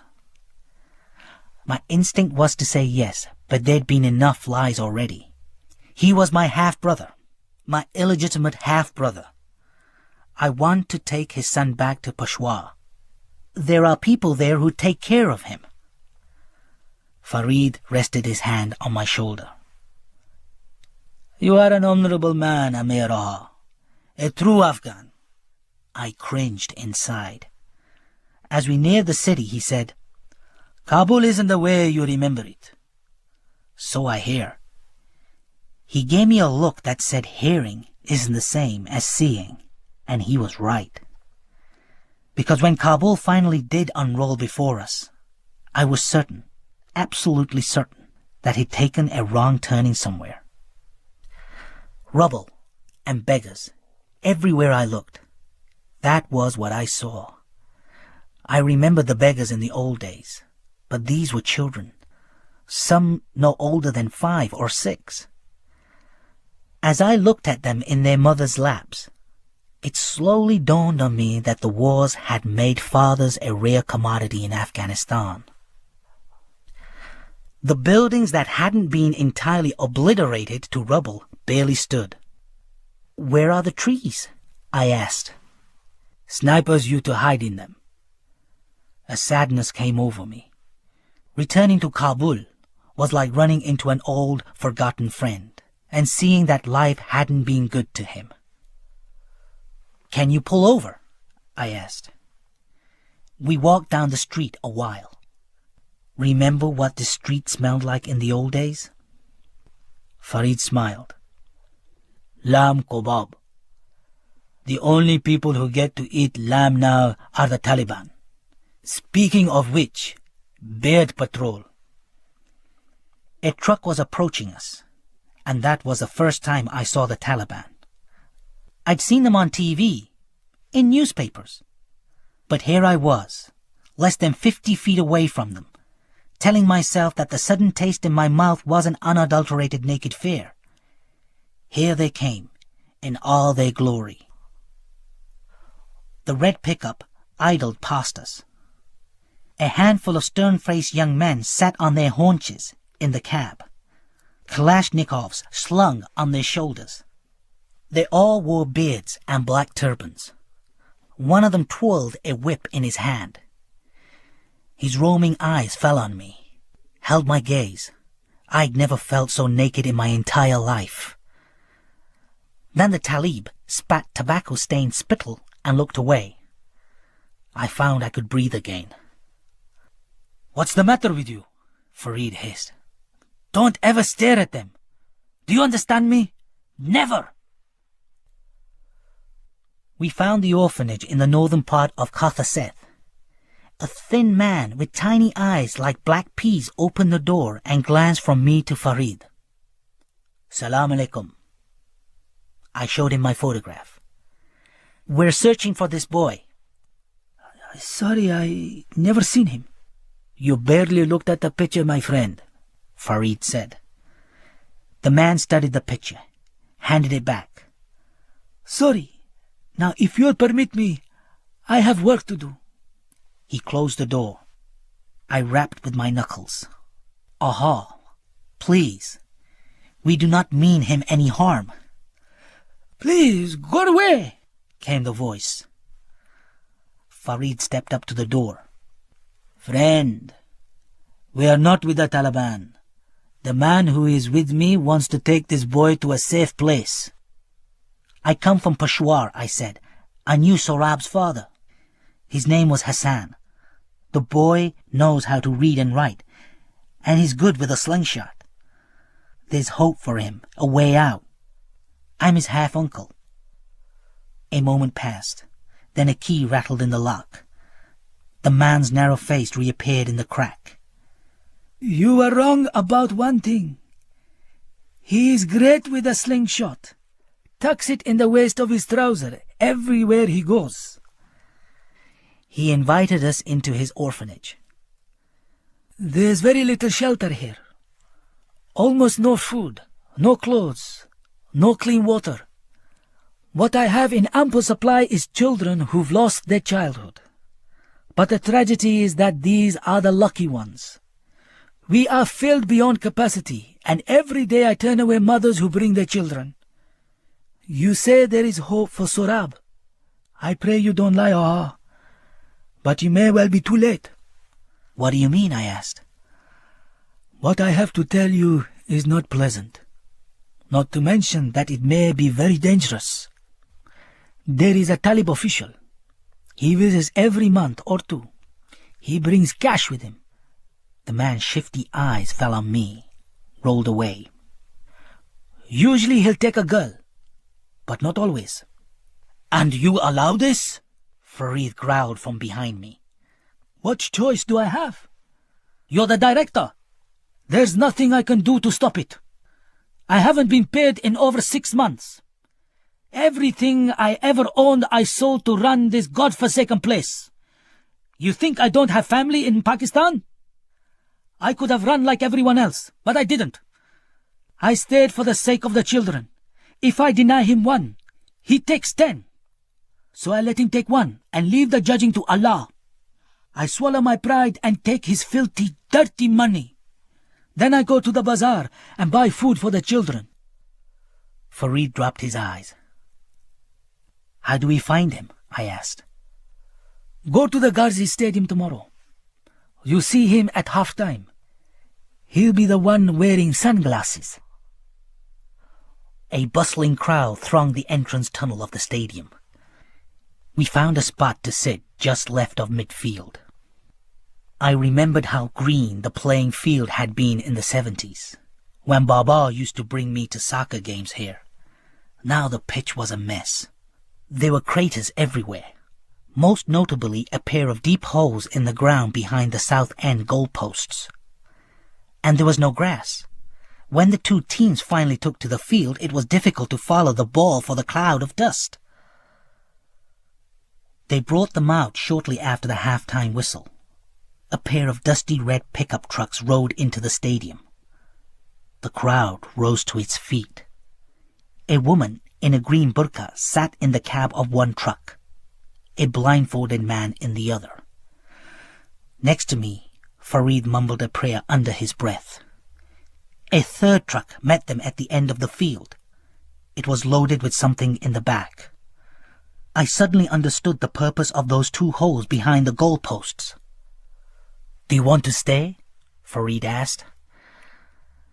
I'd never in my life wanted to be away from a place so badly. We have to stay. When they'd forced the couple into the chest-deep holes, a chubby white-bearded cleric recited a prayer from the Quran into a microphone. I remembered something Baba had said to me years earlier. Piss on the beards of all those self-righteous monkeys. They do nothing but thumb their rosaries and recite a book written in a tongue they do not even understand. God help us all if Afghanistan ever falls into their hands. When the prayer was done, the cleric cleared his throat. Brothers and sisters, we are here today to carry out Sharia. Every sinner must be punished in a manner befitting his sin. And what manner of punishment, brother and sister, befits the adulterer? How shall we answer those who throw stones at the windows of God's house? We shall throw stones back. Next to me, Farid was shaking his head.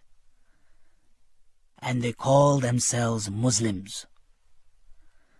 A tall man in white stepped out of the third truck. When he faced our section of the crowd, I saw he was wearing dark round sunglasses, like the ones John Lennon wore.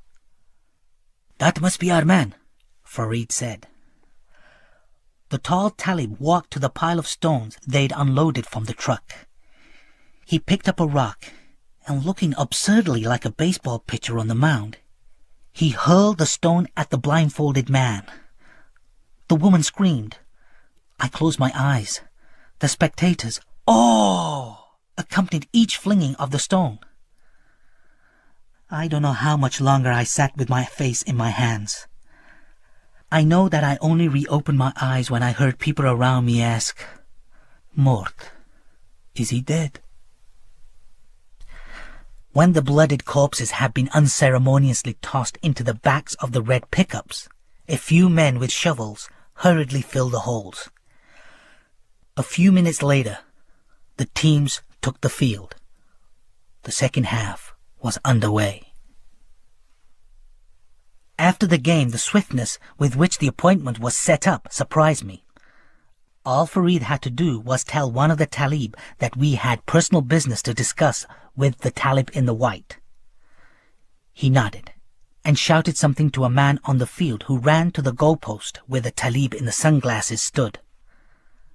I saw him look up. He nodded, and the messenger brought word back. The meeting was set. 3 o'clock.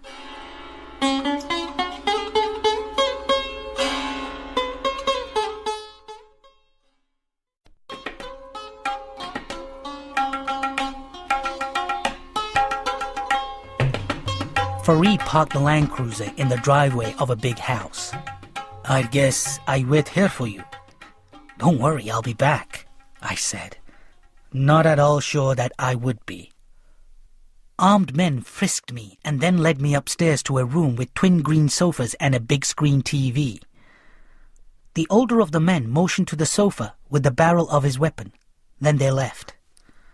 I knew what I'd managed to get myself into was insanity. I was in a holding cell waiting for a man I'd already seen murder 2 people that day. The door opened, and the armed man returned with a tall talib in white, still wearing his dark John Lennon glasses. He took a seat across from me, and for a long time just sat, watching me, one hand drumming the upholstery.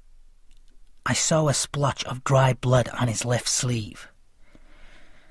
Periodically, his free hand floated up, and his thick fingers battered at something in the air. As his sleeve retracted, I saw marks on his forearm. I'd seen those tracks on homeless people in grimy alleys in San Francisco. Finally, he said, "You can do away with that now, you know." He motioned to one of his men, and suddenly my cheeks were stinging as the guard tossed my false beard up and down in his hand. The talib smiled. "One of the better ones I have seen. So, inshallah, you enjoyed the show today? Public justice is the greatest kind of show. Drama, suspense, and the best of all, education, en masse. You should have been with me in Mazar-e-Sharif." "Sorry?" I said. Door to door we went, calling for the men and the boys. We'd shoot them right there in front of their families. Let them see. Let them remember where they belong. You don't know the meaning of the word liberating until you've done that. Let the bullets fly, free of guilt and remorse, knowing you are doing God's work. It's breathtaking." I felt sick. "I'm looking for a boy." "Isn't everyone?" "I understand he's here with you. His name is Sorab." "Answer me something. Why aren't you here with your Muslim brothers, serving your country? There are those who believe that abandoning your homeland when it needs you most is treason. I could have you shot. Does that frighten you?" "I'm only here for the boy." "Does that frighten you?" "Yes." He leaned back on the sofa. I thought about Soraya. It calmed me. I remembered our wedding day, the 2 of us dancing to an old Afghan song, everyone clapping. The talib was saying something. "Would you like to see my boy?" "Yes." The guard left the room. I heard him say something in Pashto. Then footfalls, and the jingle of bells with each step. The door opened, and the guard walked in carrying Asteria on his shoulder. Behind him, a boy dressed in a loose sapphire blue Pirhan Tamban. He had his father's round face, the face of my childhood. His head was shaved, his eyes darkened with mascara, and his cheeks glowed with an unnatural red. His eyes fell on me. Then he looked down at his naked feet. One of the guards pressed a button, and Pashto music filled the room. The men began to clap. Sorab raised his arms and stood on his tiptoes. He spun gracefully, dipped to his knees, straightened, and spun again. His little hands swiveled at the wrist, his fingers snapped, and his head swung side to side like a pendulum. When the music stopped, the Talib called, "Bia, Bia, my boy." Sorab went to him, head down, stood between his thighs. The Talib wrapped his arms round the boy, slid his hand down the child's back. One of the guards elbowed the other and sniggered. The Talib told them to leave us alone. Sorab kept stealing furtive glances at me. "I've been wondering," the Talib said, "whatever happened to old Babalu anyway?" The question hit me like a hammer. The childhood taunt I'd heard thrown so often at Hassan's father. My legs went cold. The Talib laughed. "What did you think? That you'd put on a fake beard and I wouldn't recognize you? I never forget a face. Not ever." He took off his sunglasses and locked his bloodshot blue eyes on mine. "Asif, Amirjan, but what are you doing here?" I asked foolishly. Asif arched an eyebrow. "Me? I'm in my element." "What? Stoning adulterers, raping children, massacring Hazaras, all in the name of Islam?"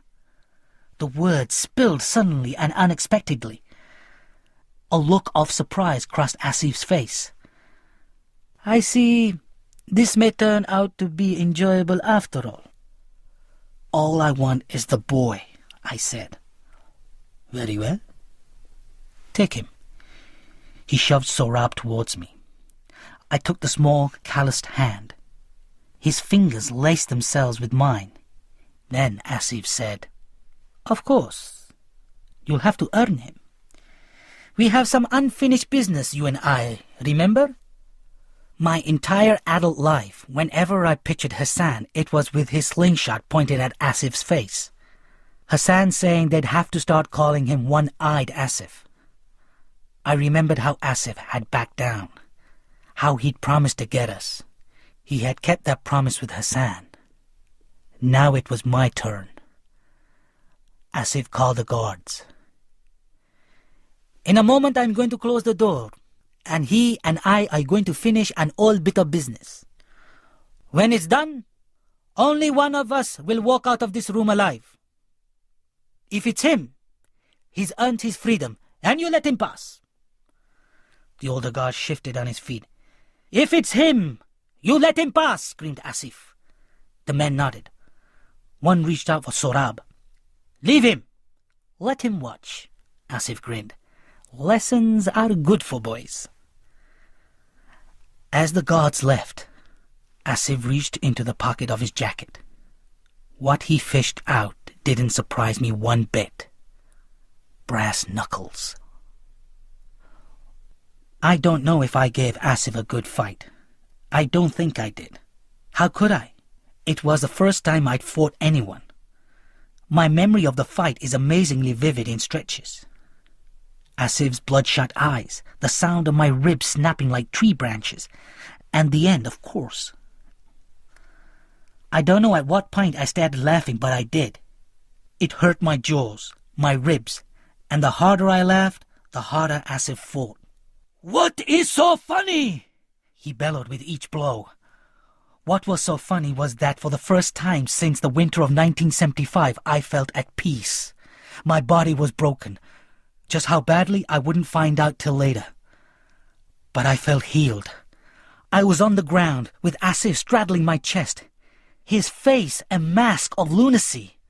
When, "Boss!" a thin voice, "Please, no more!" I remember the orphanage director saying, "He is inseparable from that thing. He tucks it in the waist of his trouser everywhere he goes." Twin trails of black mascara mixed with tears had rolled down his cheeks. His lower lip trembled. His hand was cocked above his shoulder holding the cup of the slingshot. The elastic band was pulled taut. There was a brass ball in the cup. "Put it down, Hazara!" Asif hissed. Sorab shook his head. "No more, Aha, please. Don't hurt him any more." Asif let go of my throat and lunged at Sorab. The slingshot made a thwack, and Asif was screaming. He put his hand where his left eye had been. Blood oozed between his fingers. Sohrab grabbed my hand, helped me to my feet. Every inch of my battered body wailed with pain. I remembered being outside, Farid running towards us. Then I was looking up at the roof of the Land Cruiser. A tiny hand on my forehead. Faces poked through the haze. They're all wearing green hats. Do I know who I am? Do I hurt anywhere? Days later, I understood.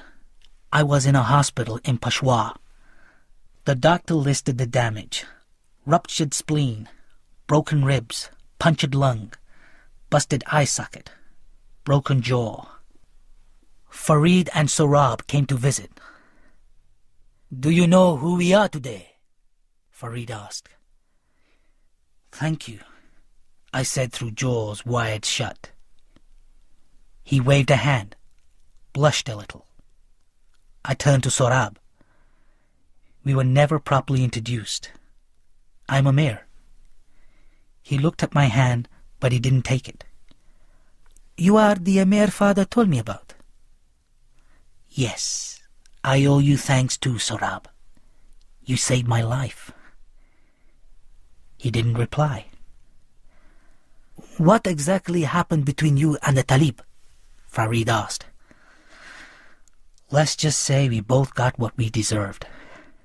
He nodded, didn't push it. It occurred to me that somewhere along the way we'd become friends. "You know, the sooner we get away from here, the better. I don't mean the hospital. I mean Peshawar. The Taliban have friends. They will start looking for you." Whilst Farid went to make arrangements, I asked Sohrab if he'd like a game of cards. I stole looks at him as he pondered his hand. He was his father in so many ways. "What did your father tell you about us?" "That you were the best friend he ever had." I flipped a card in my fingers. "I wasn't such a good friend, I'm afraid. But I think I could be a good friend to you. Would that be all right?" I put my hand on his arm gingerly, but he flinched and pushed away his stool. Standing by the window, he pressed his forehead to the glass, fists buried in his armpits. When Farid returned, it was with the news that Rahim Khan had gone, and that no one had heard of the American couple he suggested to look after Sohrab. They weren't even listed at the American consulate. There was nothing for it. Sohrab would have to come with us. I discharged myself from the hospital the next morning and slept through the entire 4-hour ride to Islamabad. Farid booked us into a small hotel. Sohrab sat on one of the beds and drew his knees to his chest while I went back into the street to say goodbye to Farid. When I returned to the room, Sohrab was lying on the bed, his eyes closed. I couldn't tell if he was asleep. I sat on my bed and grimaced with pain. I swallowed some painkillers and wondered how long it would be before I'd be able to eat solid food. And I wondered what I'd do with the wounded little boy lying on the bed, though a part of me already knew.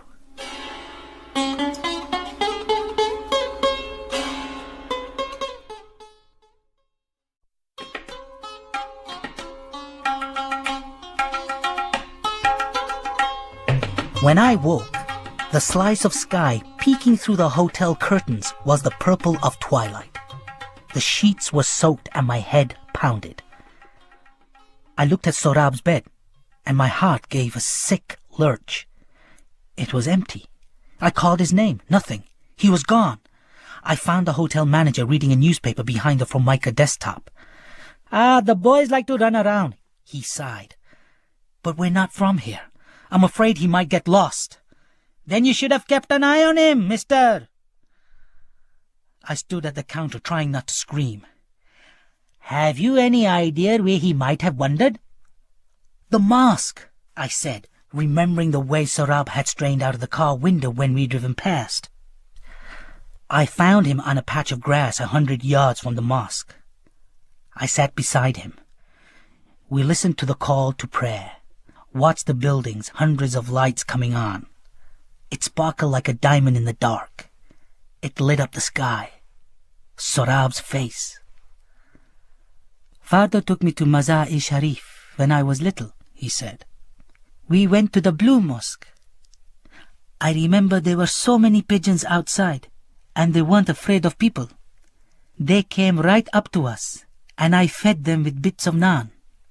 That was fun." "You must miss your parents very much," I said, wondering if he'd seen the Taliban drag them into the street. I hoped he hadn't. "Do you miss your parents?" "I never met my mother, but I miss my father a lot." "Do you remember what he looked like?" I nodded. I remember what he smelled like, too. "I am starting to forget their faces. Is that bad?" I felt in the pocket of my coat, found the photo of Hassan and Sorab. "Here!" He brought it to within an inch of his face. I thought he might cry, but he just traced his thumb over its surface. I thought of a line I'd read somewhere. "There are lots of children in Afghanistan, but little childhood." "Can I ask you something, Amiraha?" "Of course." "Will God put me in hell for what I did to that man?" "Nay, of course not." I wanted to hold him, tell him that the world had been unkind to him, not the other way round, but when I reached for him, he flinched. I pulled back. His face strained to stay composed.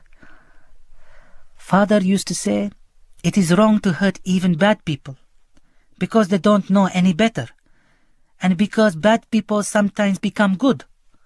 "Not always, Sorab. The man who hurt you tried to hurt me once when I was your age. But your father saved me. Your father was very brave, and he was always rescuing me from trouble. So one day the man hurt your father instead, in a very bad way.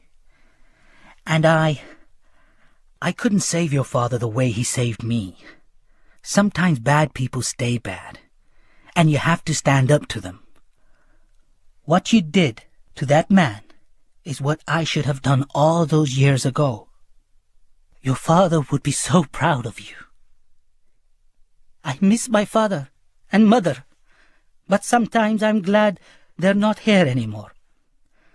I don't want them to see me. I'm so dirty and full of sin.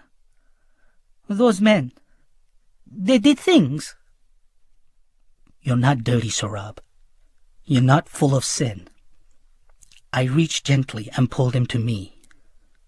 "I won't hurt you, I promise." He resisted a little, then slackened. Finally he rested his head on my chest and sobbed. As his pain soaked through my shirt, I knew that a kinship had taken root between us. I'd been looking for the right moment to ask the question that had been buzzing around in my head. I decided it was now, with the bright lights of the house of God shining on us. "Would you like to come and live in America with me and my wife?" He didn't answer. He just sobbed in my shirt, and I let him. For a week, neither of us mentioned what I had asked. Then one day, sitting in the park, Sorab pointed at the sky. "I didn't know there were hawks in Islamabad," I said. "Neither me," he replied. "Do they have them where you live?" "I guess so. Can't say I've seen too many, though." I handed him a sandwich. "Your father and I were brothers," I said. It just came out. I'd wanted to tell him for days. I didn't want to hide anything anymore. Half-brothers, really. We had the same father. Sorab stopped chewing. "Father never said he had a brother." "He didn't know. No one told either of us. I only just found out." "But why did people hide it from father and you? Because he was a Hazara?" I willed my eyes to stay on him. "Yes." "Did your father love you and my father equally?" I pictured Baba in the hospital room, beaming as they removed the bandages from Hassan's lips. I think he loved us equally, but differently. Was he ashamed of my father? No. I think he was ashamed of himself. On the way back to the hotel, Sarab plagued me with questions about San Francisco. I smiled. Have you given any thought to what I asked you? It scares me. I know. But you'll learn English so fast. That's not what I mean. What if you get tired of me? What if your wife doesn't like me? I put my arm around him. I wouldn't ever get tired of you, Sarab. You're my nephew, remember? And Soraya's a very kind woman. She's going to love you. I don't want to go to another orphanage. I won't ever let that happen. I promise you that. When Sarab had gone to sleep, I phoned Soraya. She screamed when she heard my voice. She'd been sick with worry. I looked at my watch. I have 57 minutes left on this stupid calling card, and I have so much to tell you. Then I did what I hadn't done in 15 years of marriage. I told my wife everything. By the time I'd finished, she was weeping. But one thing she made clear was that she loved me, and she wanted me to bring Sorab home. At the American embassy, I explained that I had gone into Afghanistan to bring back my half-brother's son. I had found the boy in squalid conditions in an orphanage, and I had brought him to Pakistan. You're the boy's half-uncle? The official asked. Yes. Know anyone who can attest to that? Yes, but I don't know where he is. We were in trouble, and I knew it. Even if we assume what you've told me is true, the boy isn't legally an orphan. His parents were executed in the street, I said. You have death certificates? I was incredulous. This is Afghanistan we're talking about. Most people don't even have birth certificates. His eyes didn't so much as blink. If you want to help, send money to a reputable relief organization. Volunteer at a refugee camp. But at this point in time, we strongly discourage U.S. citizens from attempting to adopt Afghan children. I'm not giving up, I said. Then you need a good immigration lawyer. Omar Faisal had dimpled cheeks and an affable smile. I told him everything. Well, Amir, you got a tough battle ahead of you. One I can win? At the risk of sounding like an embassy official, it's not likely. Even if it's clear that the child has no surviving parents, the INS think it's good adoption practice to place him with someone in his own country. And as far as Afghanistan goes, Sharia law doesn't recognize adoption. The only option I can see, and it's a long shot, is to relinquish him to an orphanage here. Then file something called an orphan petition. I promised Sorab I wouldn't send him back to an orphanage. It may be your only shot. Back at the hotel, I sat beside Sorab. You'd promised me. You'd never put me in one of those places, Amir. His voice was breaking, tears pooling in his eyes. This is different. It would be here in Islamabad. And I'd visit you all the time until we can get you out and take you to America. They'll hurt me. No one's gonna hurt you ever again. I wiped the tears streaking down his cheeks, wrapped my arms around his shaky little body. It'll be all right. You'll see. Please, promise, won't you, Amir? Please, promise. How could I promise? I held him against me and rocked back and forth until his breathing slowed and he fell asleep. I carried him to his bed, then lay on my own, looking out at the purple sky. The phone jolted me from sleep. Call from America. The bathroom door was open. Sorab was taking his nightly bath. A couple of clicks, and then Soraya. I told her about my disastrous day. Well, you can forget about that. I have spoken to a guy who has contacts in the INS. Apparently, If we get Sorab into the country, it is almost certain we can get him a humanitarian visa. I knocked on the bathroom door. Sorab! Great news! We don't have to put you in an orphanage. Sorab! I pushed the door open. Suddenly I was on my knees, screaming until I thought my chest would explode. They said I was still screaming when the ambulance arrived. I see them wheel him through a set of double doors. 2 men wearing surgical caps huddle over the trolley. A pair of small bloody feet poke out from under the sheet. I close my eyes and my nostrils fill with the smell of the corridor. I open them again and I know what I have to do. I grab a sheet from a pile of folded linen. I throw my makeshift prayer rug on the floor and get on my knees. I haven't prayed for over 15 years. I've long forgotten the words, but it doesn't matter. I'll utter those few words I still remember. I see now that Baba was wrong. There is a God. I see him here, in the eyes of the people in this corridor of desperation. This is where those who have lost God will find him. Not in the white mosque with its bright diamond lights and towering minarets. There is a God. There has to be. I will pray that he forgives that I have neglected him all these years. Forgive that I have betrayed, lied, and sinned only to turn to him now in my hour of need. I pray that he is as merciful, benevolent, and gracious as his book says he is. I hear a whimpering, and I realize it's mine. My lips are salty, with the tears trickling down my face. I pray that my sins haven't caught up with me, the way I had always feared they would. Someone's tapping me on the shoulder. There's a man kneeling beside me wearing a cap and a surgical mask. I don't think I can bear to hear what he's come to tell me. Twice they had to revive him. He'd cut himself so deep, they would have lost him if his heart hadn't been young and strong. He is alive.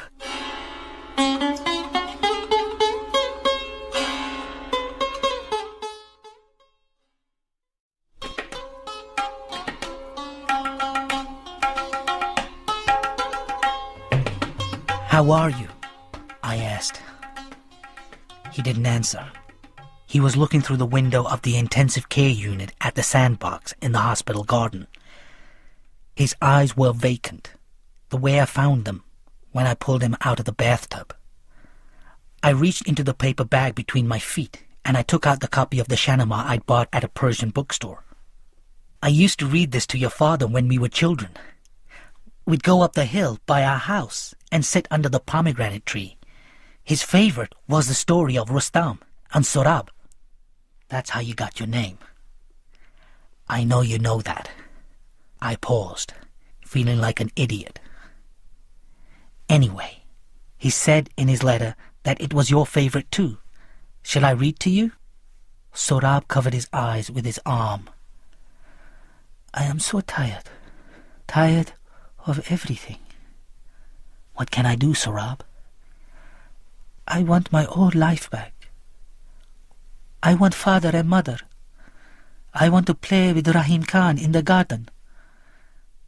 I didn't know what to say, where to look. I wish you had left me in the water. Oh, Sorab. I leaned forward to touch his shoulder, and he flinched.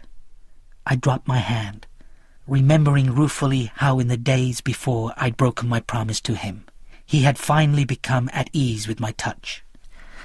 Sorab, I can't give you your old life back.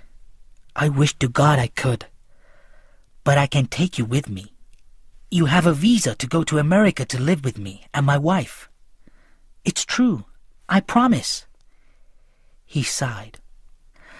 I wished I hadn't said those last 2 words. You know, I've done a lot of things I regret in my life. And maybe none more than going back on the promise I made you. But that will never happen again. I am so profoundly sorry. I ask for your forgiveness. Can you do that? Can you believe me? Will you come with me?" Sohrab rolled on his side and said quietly, "I am so very tired." In the end, he never accepted my offer. What I took as a yes was in actuality more of a quiet surrender by one too weary to decide and far too tired to believe.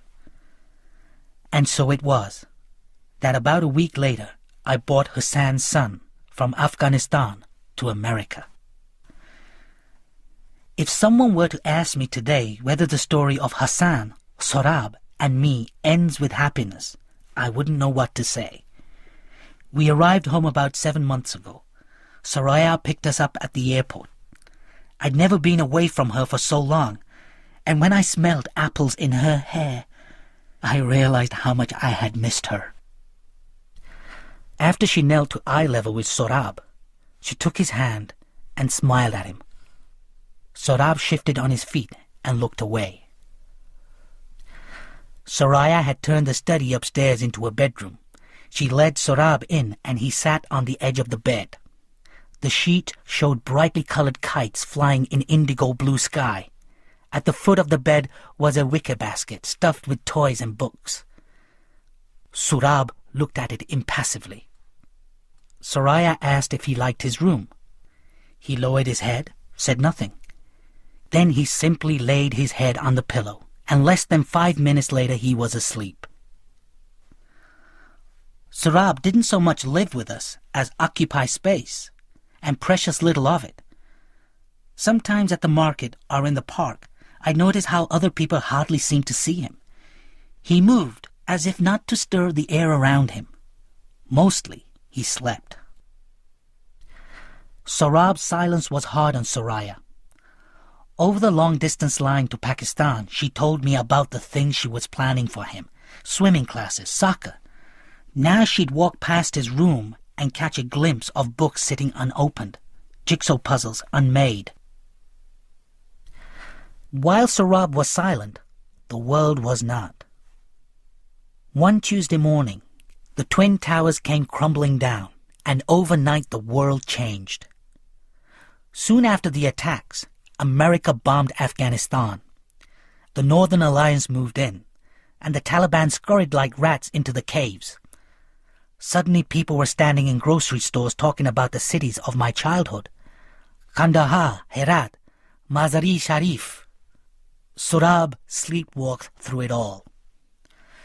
Then 4 days ago, on a cool rainy weekend in March, a small wondrous thing happened. I took Soraya and Sohrab to a gathering of Afghans at the park. The previous week had been the Afghan New Year. We arrived around noon. Someone was already frying biryani. Steam rose from teacups. A scratchy old Amir Zahir song was blaring from a cassette player. It had been raining, and we rushed across the soggy grass into the shelter of a makeshift tent. Sohrab only stayed under the canopy for a moment and then stepped back into the rain, hands stuffed in the pockets of his raincoat, his hair plastered against his scalp. No one seemed to notice. With time, the queries about our adopted and decidedly eccentric little boy had mercifully eased. People stopped asking why he never spoke, why he didn't play with the other kids. I shook hands with Kabir, a silver-haired man who introduced me to a dozen others who'd all known Baba. In one way or another, he touched all their lives. They said I was lucky to have had such a great man for a father. Someone lightened the barbecue, and the smell of lamb kebab flooded my senses. Soraya pulled on my sleeve. "Amir, look!" She was pointing in the air. A half-dozen kites were flying high against the gray sky. A man was selling them from a stand nearby. I walked over and pointed to a yellow one. He handed me the kite and a wooden spool of glass tar. I tested the string the way Hassan and I used to, by holding it between my thumb and forefinger. The seller smiled. I took the kite to where Sohrab was standing. "Do you like it?" I asked, holding it up by the end of the crossbar. His eyes shifted from the sky to me, to the kite, then back. Out of the corner of my eye, I saw Soraya watching us from the tent, hands tensely dug in her armpits. I wet my index finger and held it up. I remember the way your father checked the wind was to kick up the dust with his sandal, see which way the wind blew it. He knew a lot of little tricks like that. Sorab wiped a raindrop from his earlobe, shifted on his feet. Did I ever tell you your father was the best kite runner in all of Kabul? How jealous he made the neighborhood kids? He'd run kites and never look up at the sky, and people used to say he was chasing the kite shadow. But they didn't know him, like I did. Your father wasn't chasing shadows. He just knew. Another half-dozen kites had taken flight. People had started to gather in clumps, teacups in hands, eyes glued to the sky. Do you want to help me fly it? Sorab's gaze bounced from the kite to me. Okay, I shrugged. Looks like I'll have to fly it solo. I balanced the spool in my left hand and fed about 3 feet of tar. The yellow kite dangled at the end of it, just above the wet grass. Last chance. All right, here I go. I took off, running, the hand clutching the kite end of the string, held high above my head. I let the spool roll in my left hand. The kite was lifting behind me now, lifting and wheeling. I ran harder, then stopped and turned. High above, my kite was tilting side to side, making that old flapping sound I always associated with winter mornings in Kabul. I hadn't flown a kite for a quarter of a century, but suddenly I was 12 again, and all the old instincts came rushing back. I felt a presence next to me and looked down. It was Sorab, hands dug deep in the pockets of his raincoat. He'd followed me. Do you want to try? I asked. He said nothing. But when I held the string out for him, his hand lifted from his pocket, hesitated, took the string. We stood quietly, side by side, necks bent up. Then I saw we had company. A green kite was closing in. I traced the string to a kid standing about 30 yards from us. He saw me looking and waved. I smiled. Okay, let's teach him a lesson. The glassy vacant look in Sorab's eyes was gone. His gaze flitted between our kite and the green one, his eyes suddenly alive. I wondered when I'd forgotten that despite everything, he was still just a child. The green kite was making its move. Let's wait, I said. Let him get a little closer. The kite dipped twice and crept towards us, suddenly rising above us, unaware of the trap I'd set. Watch, Sorab. I'm going to show you one of your father's favorite tricks. Next to me, Sorab gripped the spool, and just for a moment, I saw the calloused hands of a hairlip boy. The park shimmered with snow, so fresh, so dazzling white, it burnt my eyes. I smelled dried mulberries, sour oranges. The green kite hovered directly above us, held position, then shot down. Here he comes. I did it perfectly. After all these years, the old lift and dive trap. I loosened my grip and tugged on the string, dipping and dodging the green kite. A series of quick sidearm jerks, and our kite shot up counterclockwise in a half circle. Suddenly I was on top. The green kite was scrambling now, panic-stricken. But it was too late. I pulled hard, and our kite plummeted. I could almost feel our string sawing his, almost heard the snap. Then just like that, the green kite was spinning and wheeling out of control. Behind us, people cheered. The last time I'd felt a rush like this was that day in the winter of 1975 when I spotted Baba on our rooftop, clapping, beaming. I looked down at Sorab. One corner of his mouth had curled up. A smile. Lopsided, but there. Behind us, a melee of screaming kite runners was chasing the loose kite. I blinked, and the smile had gone. but it had been there. I'd seen it. "Do you want me to run that kite for you?" He swallowed. I thought I saw him nod. "For you, 1,000 times over," I heard myself say. Then I turned and ran. It was only a smile, nothing more. It didn't make everything all right. It was just a leaf in the woods, shaking in the wake of a startled bird's flight.